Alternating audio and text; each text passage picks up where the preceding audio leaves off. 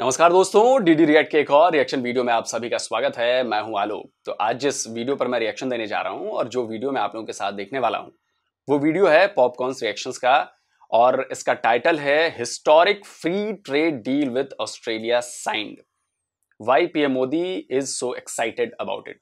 मतलब कि अभी जो आप सबको पता ही है कि अभी हमने ऑस्ट्रेलिया के साथ फ्री ट्रेड अग्रीमेंट किया है और ये दो देशों के बीच हुआ बहुत बड़ा अग्रीमेंट है।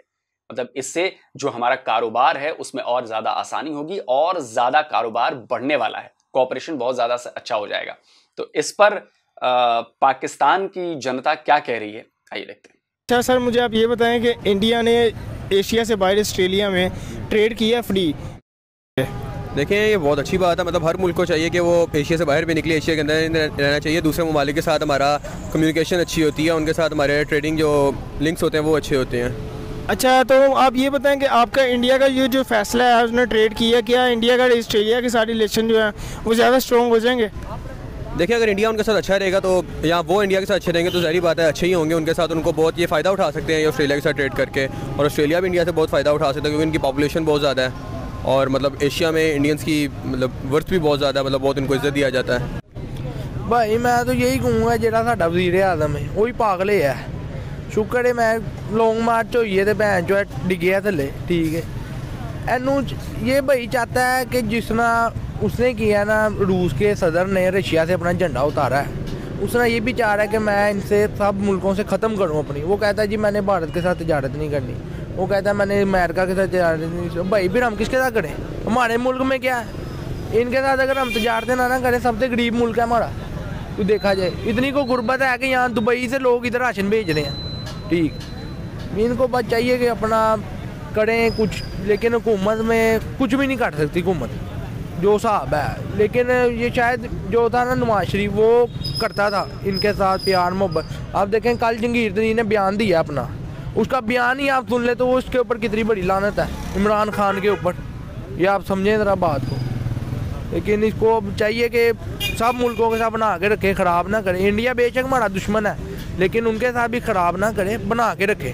जब वक्त आएगा अब देखी जाएगी। भाई यार ऐसे बात है कि अभी हुकूमत आती नहीं है तो सियासतदान पहले ही आ जाते हैं, ठीक है, एक दूसरे की टांगे ठीक खींचते हैं। वैसे ही है बस, जब तक हमारा माशरा नहीं ठीक होगा तब तक ऐसे चलता रहेगा। अगर हम कंपेयर करें पाकिस्तान के साथ, पाकिस्तान के रिलेशन दूसरे मुल्कों के साथ क्यों नहीं ज़्यादा स्ट्रॉन्ग? देखिए, पाकिस्तान अगर चाहे तो बना सकता है दूसरे ममालिक के साथ रिलेशन अपने स्ट्रॉन्ग, लेकिन इनके अपने ही मसले ख़त्म होते हैं। मतलब हुकूमत देख लें, हुकूमत मतलब बंदे का पता नहीं होता कि हुकूमत अगले दिन गिर जाती है, पता ही नहीं होता किस दिन हुकूमत खड़ी हो रही है। चार लोग मिलते हैं हुकूमत को गिरा देते हैं, इनकी हुकूमत ही नहीं स्टेबल हो रही है। तो बाकी ममालिक से कैसे करेंगे ट्रेड वगैरह? मतलब बाकी ममालिक के सामने तो इमेज ही ख़राब हो रही है कि इनकी हुकूमत ही नहीं स्टेबल है, तो ये ट्रेड किसके साथ क्या करेंगे? आपको लगता है कि पाकिस्तान के जो दूसरे मुल्क के साथ रिलेशन है वो स्ट्रॉन्ग होने चाहिए?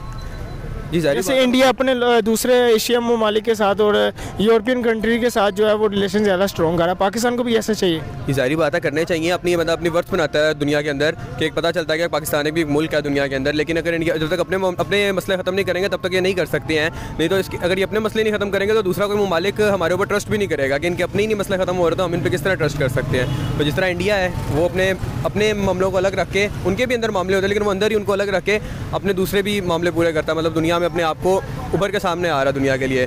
पाकिस्तान वगैरह अपने ही मसले में अपने मसलों में पड़े हुए, अपने वज़ीर आज़म सारे कह रहे हैं कि हम सीट पकड़ लें, हम सीट ले लें, हम सीट ले लें। यही है कि अपने पहले मसले ख़त्म करें और इनको ज़रूरी चाहिए कि बाहर एशिया से बाहर निकलें, यूरोपियन कंट्रीज़ के साथ, अमेरिकन कंट्रीज़ के साथ अपने ताल्लुकात बनाएं, अपने ट्रेड्स उनके साथ करें ताकि हम भी, पाकिस्तान भी दुनिया के मैप पर उभर के सामने आए कि पता चले पाकिस्तान भी बाहर ट्रेड कर सकता है और बाहर अपने ताल्लुकात स्ट्रॉन्ग कर सकता है। सर, अगर देखा जाए तो इंडिया ट्रेड के ज़रिए ऑस्ट्रेलिया के साथ ताल्लुकात जो है वो स्ट्रॉन्ग करना चाह रहा है। पाकिस्तान किसी मुल्क के साथ क्यों नहीं इस तरह जो है वो स्ट्रॉन्ग करना चाह रहा है किसी के साथ रिलेशन? क्योंकि भाई पाकिस्तान में पैसा ही नहीं है। पाकिस्तान कहाँ से चीज़ें देगा? इंडिया में क्या है? इंडिया में यार, इंडिया के तकरीबन 32 से 33 सूबे हैं, हमारे 5 सूबे हैं। वो भी सूबों में कहीं किसी की रोड टूटी हुई है, वो नहीं सारा। अभी आप हमारी रोड पे आ जाएं, वो रोड ही नहीं डली अभी तक, ठीक है। वो रोड ही उतना तकरीबन 4 साल हो गए हैं, मतलब जिस जब का ये आया हुआ है। उससे पहले मेरे वाला साहब वो चेयरमैन है, ठीक है। उनसे पहले हमारी हुकूमत थी मुस्लिम लीग नून की, वो सही साफ यहाँ पर पूरे इलाके से आप पूछ सकते हैं कि क्या क्या होता रहा, क्या क्या नहीं। लेकिन इसने भाई कुछ भी नहीं किया। हम ये नहीं कहते कि मुस्लिम लीग नून वाले अच्छे हैं, ये भी नहीं अच्छे भाई, हम कहते हैं ये भी अच्छे हैं लेकिन काम तो करें ना यार, कुछ तो करें। गरीब मर गया, ये मैं आपको सही कहूँगा, गरीब मर गया, गरीब का कुछ भी नहीं है। आज ये हम कुछ चीज़ खरीदते होते हैं ना, जो 100 रुपये की चीज़ थी वो 150 की हो गई है, जो 200 की चीज़ थी वो 500 रुपये चली गई है, ये हमने खुद ही देखा है। लेकिन कुछ भी नहीं कर हो सकता इस हुकूमत का। अभी दिक्कत जब दिक्कत ये इमरान खान है, इमरान खान को गिरना चाहिए नीचे।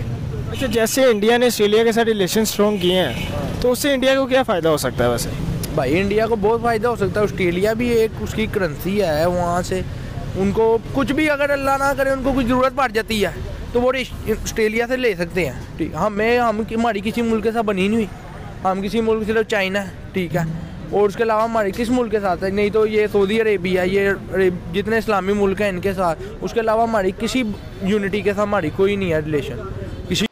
देखिए, एक बड़ी बात है जो मैं आपको बताना चाहता हूँ कि किसी भी दो बड़े देशों के बीच कोई ट्रेड एग्रीमेंट करता है तो वो कुछ सोच समझ कर करता है, और ये इसलिए इसे हिस्टोरिक कहा जा रहा है।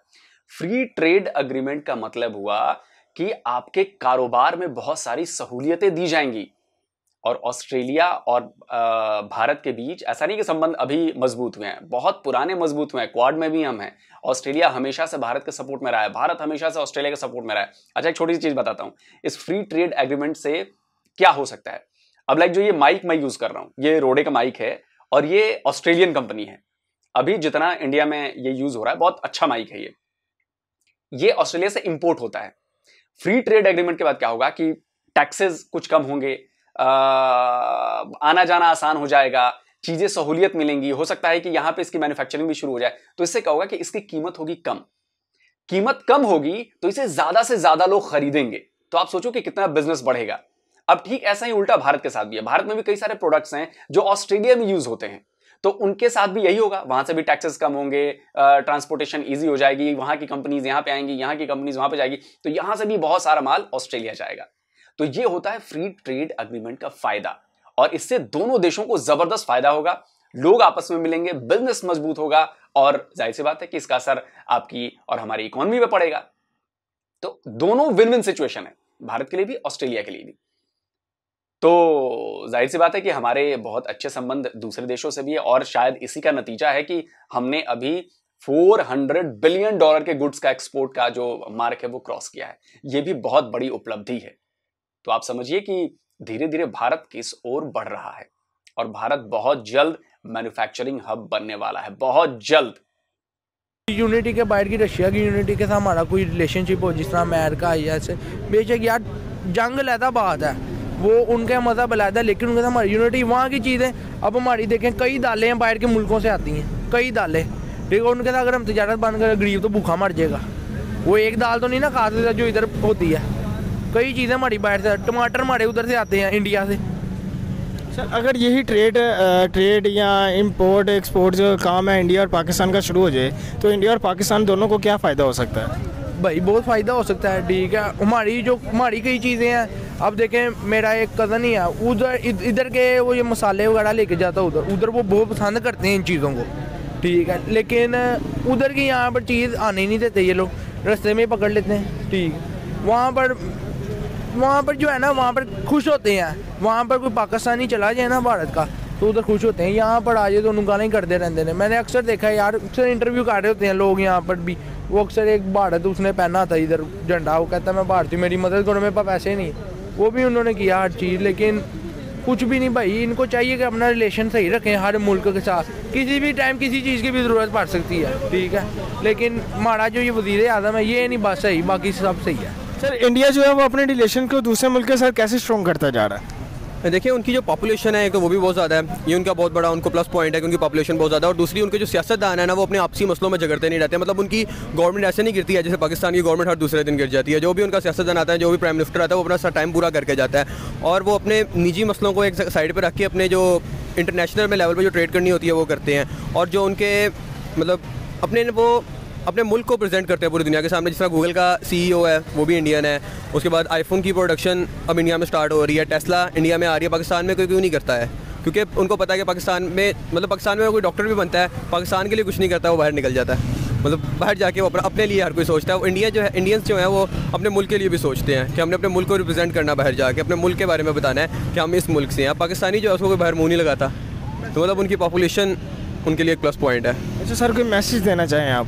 तो मैसेज यही है कि हम पाकिस्तानियों को भी चाहिए, हमारी गवर्नमेंट को चाहिए कि वो पाकिस्तान के बारे में सोचें, अपने ये लड़ाइयाँ झगड़ा ख़त्म करें और अपने मुल्क को इंटरनेशनल लेवल पे प्रेजेंट करें, अच्छे एक अपनी इमेज बनाएं इंटरनेशनल लेवल पे, ताकि हमारे साथ भी कोई दूसरे बड़े मुल्क आकर यूरोपियन कंट्रीज़, अमेरिकन कंट्रीज़ आकर ट्रेड के लिए राज़ी हों। तो दोस्तों, वीडियो हो गया है ख़त्म और वीडियो में आपने देख ही लिया।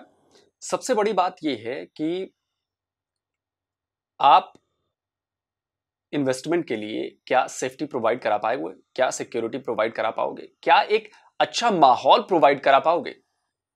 अब आप सोचिए, उस सियालकोट में जो हुआ, श्रीलंका का बंदा था, वो आपकी कंपनी के लिए वहां पे काम करने के लिए आया था, शायद टेक्सटाइल की कोई कंपनी थी, स्पोर्ट्स वेयर बनाने वाली कोई कंपनी थी। तो उसको आप इसलिए लेकर आए क्योंकि वो अपनी फील्ड का बहुत माहिर खिलाड़ी था, माहिर आदमी था। तो उससे क्या होगा कि वो आपकी पाकिस्तानी कंपनी को आगे बढ़ाता। लेकिन हुआ क्या, एक अफवाह पे, धर्म के नाम पर, मजहब के नाम पर आपने उसको खींचकर सड़कों पर मारकर जला दिया। इसमें भारत की कोई साजिश तो नहीं थी ना। लेकिन दुनिया में क्या छवि गई? छवि ये गई कि वहां पर लोगों को सुरक्षा की चिंता है, जो बाहर के लोग हैं, जो नॉन मुस्लिम्स हैं। मैं अगर स्पेसिफिकली कहूं तो जो नॉन मुस्लिम्स हैं, वो उनको अपनी सेफ्टी की सुरक्षा की, कब उन पर क्या आरोप लगाकर उनको खींचकर भीड़ मार देगी, लिंचिंग कर देगी, ये आप कुछ कह नहीं सकते। आपका दोस्त है चाइना, उसने धासू डैम पर इन्वेस्टमेंट की, वहां पर आतंकवादी हमला हो गया, 9 इंजीनियर उसके मारे गए। आपको मिलियंस में आपको उसको पैसे देने पड़े, उनके परिवारों को, चाइना को पैसे देने पड़े। अब आप बताइए, जब आपके यहां चाइनीज भी सुरक्षित नहीं है तो और दूसरा कौन सुरक्षित होगा? तो सबसे पहली बात है कि आपकी छवि ठीक करने की, और मुझे लगता है कि हाल फिलहाल में आपकी छवि ये ठीक होने वाली है। ना पॉलिटिकल स्टेबिलिटी है, ना सेफ्टी की गारंटी है, ना सिक्योरिटी की गारंटी है, तो भाई ना रिटर्न की गारंटी है, तो कोई क्यों आएगा? और ये सब डिपेंड करता है आपकी सरकारों पर। तो जब आपकी सरकारें स्टेबल नहीं है, सब अपनी अपनी उनकी फिक्र पड़ी है, तो भाई देश की किसे चिंता है?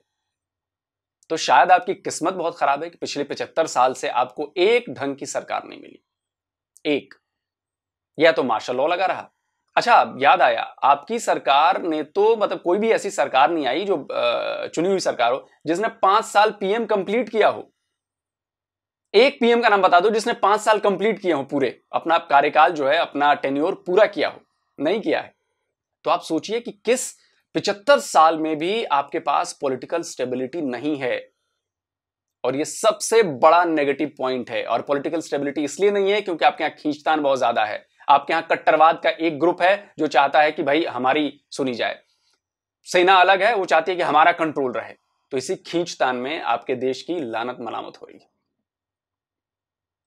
तो भाई देख लीजिए, देश आपका है, आपको क्या करना है। बाकी हम क्या कर रहे हैं, हमारा फोकस क्लियर है, हमारी सरकारों का विजन क्लियर है। आप देखिए पिछले 10 सालों में इंफ्रा पर कितना जबरदस्त काम हुआ है।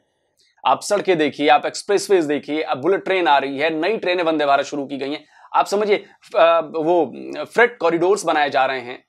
ये किस लिए हो रहा है? क्योंकि ये सब मिलकर चीजों को आसान बनाएंगे, कारोबार को आसान बनाएंगे, आना जाना आसान बनाएंगे, और इसका सीधा असर हमारी इकोनॉमी पर पड़ रहा है। 3.1 ट्रिलियन डॉलर की इकोनॉमी हम पार कर चुके हैं, 400 बिलियन डॉलर से ज्यादा का एक्सपोर्ट कर चुके हैं, और हर साल ये चीजें बढ़ रही हैं। इट मींस कि और ज्यादा पैसे आएंगे, और ज्यादा पैसे आएंगे। हमारी जो स्टार्टअप कंपनीज हैं वो दुनिया की तीसरी यूनिकॉर्न कंपनीज बन गई हैं। तीसरी सबसे ज्यादा यूनिकॉर्न कंपनीज हमारे यहां हैं। ये इसलिए है क्योंकि स्टार्टअप है, आइडिया है, इनोवेशन है, इन्वेंशन है। आप सोचिए, एक शार्क टैंक आता है हमारे यहां, आप उसको देखिए, उसमें पता चलेगा कि आज का युवा, हमारे यहां के लोग क्या सोच रहे हैं, क्या इनोवेट कर रहे हैं, कहां कहां कितनी अच्छी चीजें बना रहे हैं। और ये सब इसलिए है क्योंकि हमारे यहां एजुकेशन बहुत अच्छी है। तो ले दे के सारी बात आ जाती है एजुकेशन पे, और हमारे यहां एजुकेशन में मजहब नहीं घुसा हुआ है। मजहब और एजुकेशन दोनों दो अलग अलग चीजें हैं। हमारी फिजिक्स की किताबों में यह नहीं पढ़ाया जाता कि ऊपर वाली शक्ति ने सब कुछ बना दिया जिसको हम मानते हैं। नहीं, साइंस डिफरेंट, रिलीजन डिफरेंट। और हमारा रिलीजन तो साइंटिफिक है, मैं तो कितनी बार बता चुका हूं, मोस्ट साइंटिफिक रिलीजन, जो हकीकत है।